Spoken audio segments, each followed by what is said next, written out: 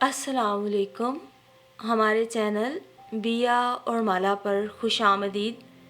अगर आप हमारे इस चैनल पर पहली दफ़ा आए हैं या आपने अभी तक सब्सक्राइब नहीं किया तो बिया और माला को सब्सक्राइब करना ना भूलिए।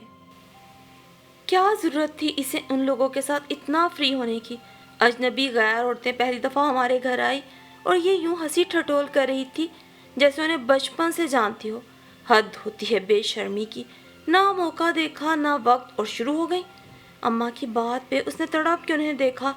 रिजवाना भी उसे देख रही थी। तभी वो अम्मा की तरफ पलटी। आपने खुद ही तो कहा था कि ज़्यादा संजीदा बानो और बोबो ना बन के बैठ जाना, हंस बोल लेना। अब उसने आपकी हिदायत पे अमल किया तो आप उसे ही बुरा भला कह रही हैं। मैंने हंसने बोलने को कहा था, ठट्ठे लगा के टर करने को नहीं कहा था। शर्म से ज़मीन में उतर गई मैं जब आपा ने कहा कि उन्हें नूर इसलिए पसंद नहीं आई कि संजीदा और बावकार नहीं, शौक मुंह फाड़ के हंसने वाली है।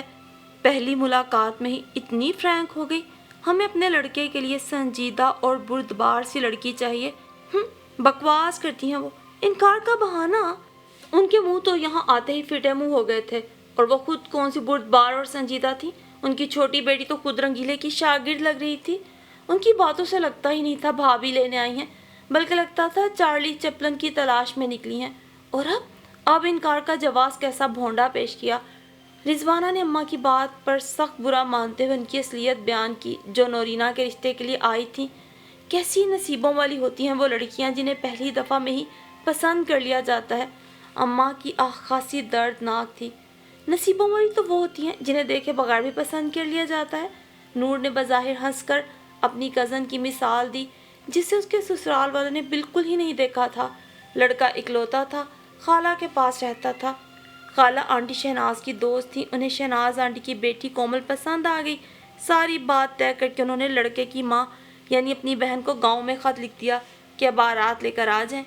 और यूं कोमल खुश नसीब को न बन संवर कर अपनी नुमाइश करवानी पड़ी, न चाय के खर्च ने उनका बजट अपसेट किया और ख़ानदान भर में खुशकिस्मती और नसीब की रोशन मिसाल बनकर पिया देश सुधार गई थी। रिजवाना ने नोरीना की हंसी में छुपे कर्ब को महसूस किया था, मगर वो भी क्या करती सवाए बड़ी बहन के दुख पर जलने कुढ़ने के। और ये कोई आज की बात न थी। अम्मा बेचारी ज़माने की रफ्तार का साथ देने की कोशिश करती थी, मगर ज़माना उन्हें साथ लेके चलने को तैयार न था। पिछली दफ़ा जब नूर को कुछ ख़वातीन देखने आई थी तो उस वक्त वो हस्ब आदत खामोश खामोश और संजीदा से उनके पास बैठी रही थी। उनके पूछे गए सवालों के मुख्तसर जवाब दिए, खुद से कोई बात नहीं की कि पहली मुलाकात थी। मगर उनके जवाब पे अम्मा बिफर गई। अरे यूं रोनी शक्ल बनाए बैठी रही जैसे ज़बरदस्ती की जा रही हो। कोई इखलाक अदब आदाब भी होते हैं। ज़रा मुंह पे मुस्कुराहट लाकर दो चार बातें करने से इज्जत घट नहीं जाती। इस लड़की को कुछ करना नहीं आएगा। वो रेहाना के यहाँ ख़वातीन आई थी, उसने ऐसी बातें की कि दिल मोह लिया। बात पक्की करके उठी और एक ये नवाबजादी का नखरा ही ख़त्म नहीं होता। उस वक्त भी अम्मा ने नूर को खूब बुरा भला कहा था, हालांकि वो सब उसने जानबूझकर नहीं किया था और पिछले तजुर्बे को मद्देनज़र रख कर इस दफ़ा उसने अपना रवैया तब्दील किया तो यह नया ताना मिला। अम्मा भी क्या करती, माँ थी। जब कोई घर आता तो आस का मध्यम पड़ता दिया पूरी तरह जल उठता था और फिर इनकार से वो ढह सी जाती थी। गुस्सा सारा नोरीना और रिजवाना पे निकलता। उन्हें तो जहनी और जिस्मानी मुशक्क़त दोनों बर्दाश्त करनी पड़ती। अम्मा की डांट के बाद रही सही कसर हफ्ता भर बचत स्कीमें निकाल देती। एक दफ़ा चाय पिलाने पर 300-400 लग जाते थे और फिर अम्मा उस रकम को एडजस्ट करने की खातिर हफ्ते में 2 बार की बजाय गोश्त 1 बार कर देती थी। शाम की चाय बंद, दूध 2 किलो नहीं लेना, सिर्फ 1 किलो लेना है। रोज़ाना 40 रुपए की बचत। सुबह को अंडे बनाने की ज़रूरत नहीं, पराठा चाय के साथ या अचार के साथ भी खाया जा सकता है। गर्ज इस तरह छोटे छोटे अखराजात बंद करके वो कमी पूरी की जाती जो मेहमानों की खातिर तवाज़ो पे लग जाती। क्यों करती हैं इतना एहतमाम, खाली चाय और बिस्किट खिला के रुखसत करें। कम वक्त इतना ठूंस जाती हैं, भूख ऐसे मिटाती हैं जैसे सदियों से भूखी थी। और जवाब देते हुए बहाने सुने तो बंदा 4 जूते लगाए। मतलबी लालची जालिम लोग।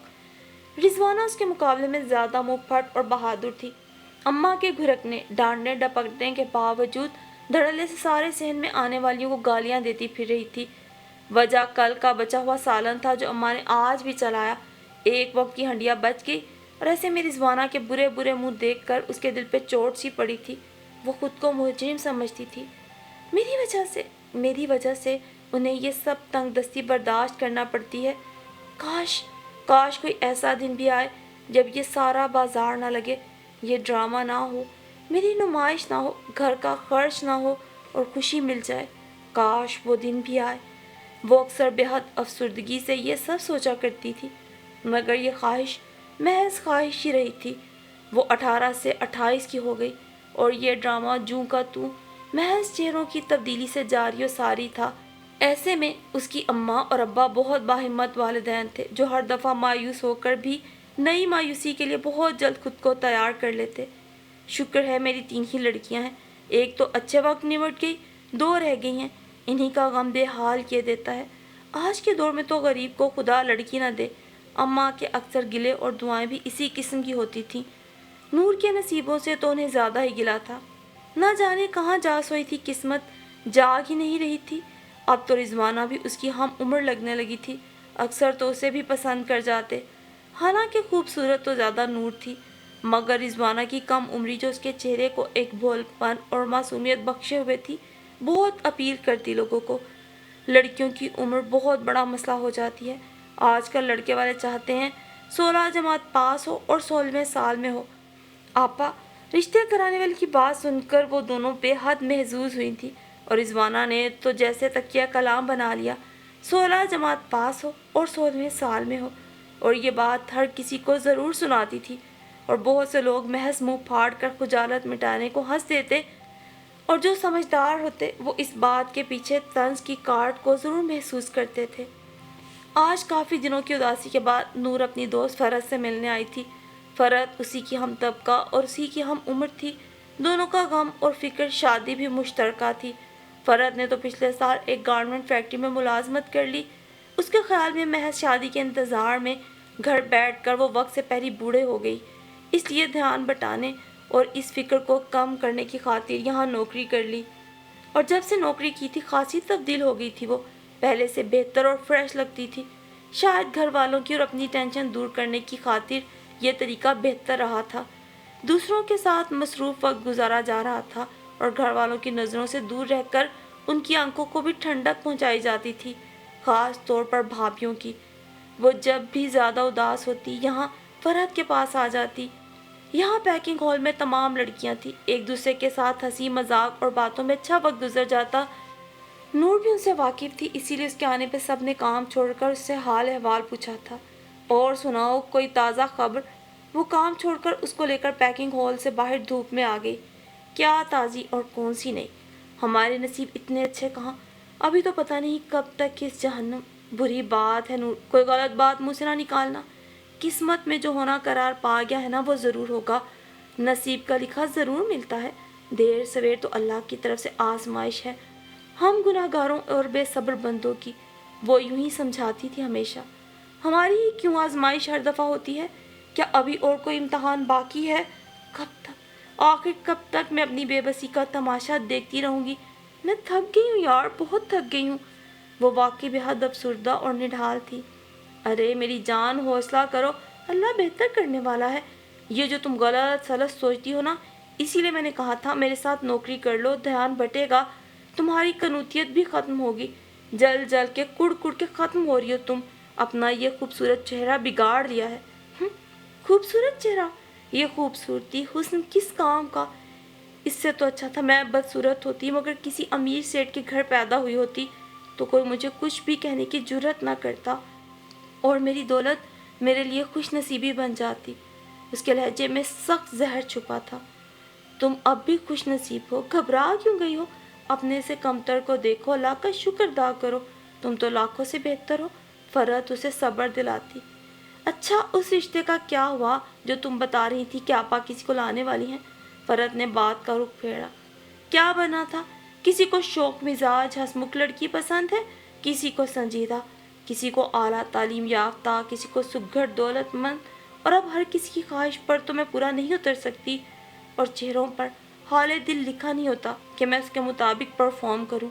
हर दफ़ा अम्मा की तान मुझ पे ही टूटती है। सारा मेरा कसूर निकलता है। मुझे ये करना था, मैंने ये नहीं किया। मुझे वो करना था, मैंने कुछ और कर दिया। मैं ना रूप बेरूप बदल के तंग आ गई हूँ। अब तो अम्मा अब्बा इजाज़त दें या ना दें, मैं भी नौकरी कर लूँगी। तुम मेरी भी यहाँ जगह निकलवाओ, करो बात अपने मैनेजर से। वो उससे यही कहने आई थी। मज़ीद ज़िल्लत और खारी बर्दाश्त न थी। अम्मा अब्बा के सर पे बोझ थी। अब ये बोझ खुद ही उठाने का फ़ैसला किया था उसने। फ़रहत भी ये सुन के बेहद खुश हुई। वाह यार, खुश कर दिया तूने ये बात करके। मैं आज ही मैनेजर साहब से बात करती हूँ। एक लड़की जा रही है, उसकी जगह तुम्हें एडजस्ट करवाती हूँ। चलो देर आयत दुरुस्त आयत। तुम देखना कितना बेहतर और फ्रेश महसूस करोगी खुद को मसरूफ़ करके। हाँ शायद। अच्छा अब मैं चलूँ? उसने उदासी से कहा और फ़रहत जो घंटे की छुट्टी लेकर अपनी जगह दूसरी लड़की को काम पे लगा के उसके पास आई थी, उसे खुदा हाफिज़ करके अंदर चली गई। हौले हौले कदमों से नोरीना फैक्ट्री की लंबी सड़क तय करके गेट तक आई। बहुत बड़ी फैक्ट्री थी, हज़ारों लोग काम करते थे। वो बेहद मगन चल रही थी। सुने सुने, उसके पीछे कोई पुकार रहा था। ठटक के रुकते हुए उसने मुड़कर देखा। ये डे टाइम का शिफ्ट इंचार्ज हामिद ज़फ़र था। वो फ़रहत के तवस्सुस से उसके बारे में जान चुकी थी। जी बोलिए, नोरीना ने हैरत से पूछा। इसे क्या काम पड़ गया मुझसे? वो दिल में हैरान हुई। वो लंबी बात है, आप मेरे ऑफिस आ जाए, वहाँ बात करते हैं। उसने बगौर से देखा। खूबसूरत ना सही, कबूल सूरत इंसान था, मेहनती भी था और इखलाक को इतवार का बेहद अच्छा। फ़रहत अक्सर उसकी तारीफ़ करती थी। शिफ्ट इंचार्ज होने की वजह से उनका वास्ता हामिद ज़फ़र से पड़ता रहता था। आप यहाँ ही बता दें, मैं सुन रही हूँ। उसने अकेले उसके साथ ऑफिस जाना मुनासिब न समझा। चले ठीक है, वो धीरे से मुस्कुराया। समझ गया था गुरेज की वजह। दरअसल मुझे ये सब यूँ कहना नहीं चाहिए था, मगर माफ़ी चाहता हूँ। आपके और फ़रहत के दरमियान होने वाली कुछ गुफ्तगू इत्तफ़ाक़न मैंने सुन ली और मैं अपने वालिदैन को आपके घर भेजना चाहता हूँ। उसकी बात पर नूर ने हैरत से उसे देखा। देखें, आप इसे हमदर्दी या तरस ना समझें, मुझे आप अच्छी लगी।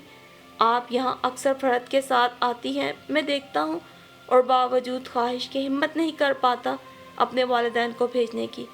आज आपकी गुफ्तगू सुनकर फ़ौरन फ़ैसला कर लिया। क्या?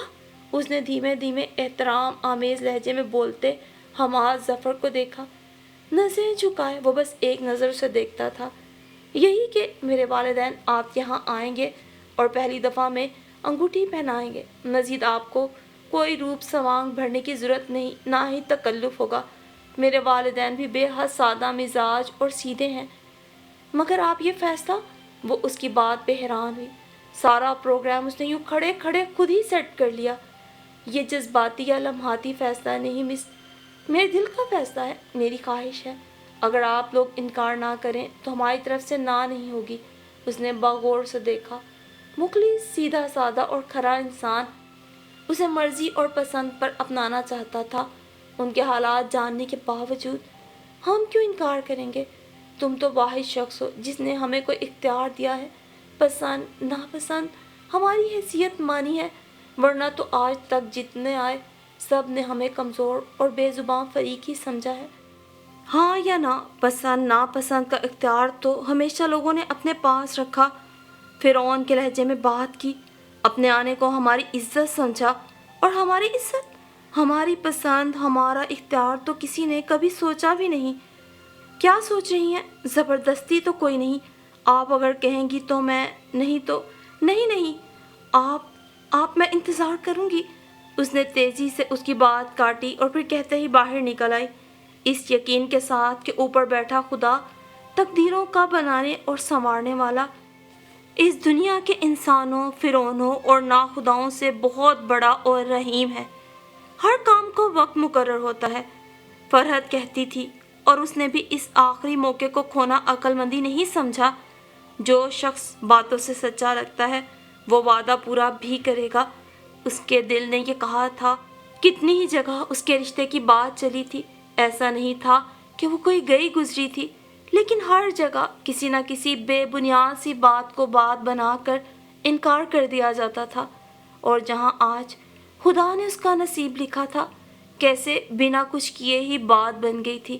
خلق خدا ہی شاید خلق خدا کو خدا سے مایوسی کی طرف لے جاتی ہے، اور نور اپنی زندگی میں آنے والی ہر مایوس سوچ پر، خدا سے کیے گئے ہر گلے پر آج دل سے نادم تھی، اور اس کو یقین ہو گیا تھا کہ بعض اوقات جو فیصلے ہمیں اپنے لیے برے لگتے ہیں، یا زندگی کی کوئی آزمائش جو ہمیں بہت تکلیف پہنچاتی ہے، آنے والے وقت میں وہ کسی نہ کسی صورت ہمارے لیے خیر کا، بھلائی کا پیش خیمہ بھی ثابت ہو سکتی ہے۔